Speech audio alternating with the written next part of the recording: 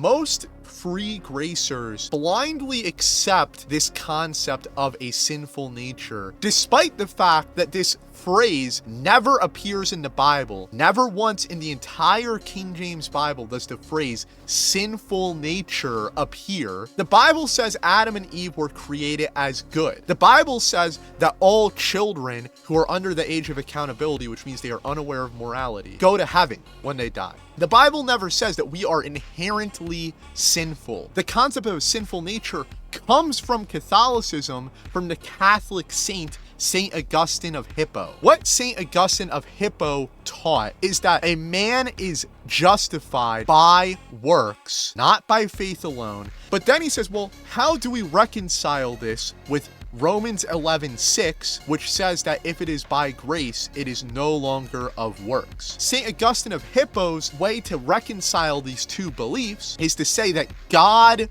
forces you to do the works. And because God forces you to do the works, you can no longer personally take credit for it. And so therefore it is actually the grace of God saving you, even though technically it's your work saving you. Now, a part of St. Augustine's beliefs is that humans are totally depraved. They are born with a sinful nature which forces them to live in sin, and they can do nothing but sin. But that from birth, the baby is a seedbed of sin. Before St. Augustine became a Christian or a Catholic, right? He's really the creator of Catholicism. Augustine was a Manichaean Gnostic. Manichaeanism is a dualistic religious system with Christian, Gnostic, and pagan elements. One of the fundamental beliefs of Manichaean Gnosticism is that the material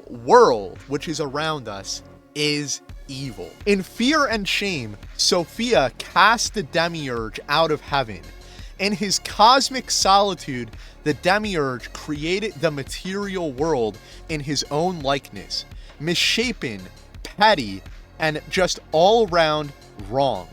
He created numerous archons, rulers, to help him rule his creation. They believe the archons are the angels. The archons had bodies that were both male and female at the same time, and their heads were those of ferocious animals. The Demiurge and the archons trapped sparks of the divine from heaven within human bodies and rendered humanity subject to the archons' dystopian rule. Normal human life, from everyday actions to societal institutions, were the product of evil desires that the archons had placed within humanity. The concept of a sinful nature comes directly from Manichaean Gnosticism, which then St. Augustine took and implemented into Christianity through his books. Gnosticism believes that sin is the substance of the body, which is inherited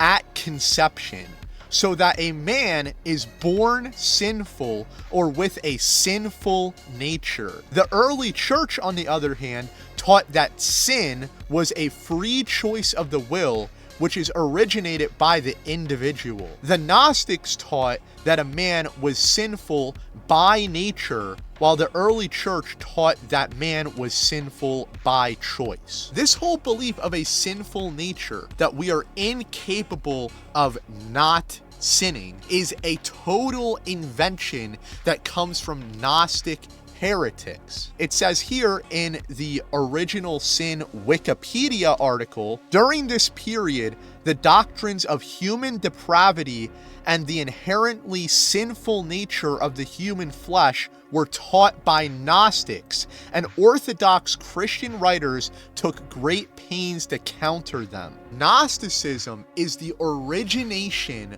of this belief that humans are inherently sinful. And so St. Augustine took these beliefs, put them into Christianity. Augustine's mind was highly influenced by the teachings of Manichaeanism on the topic of human nature and free will.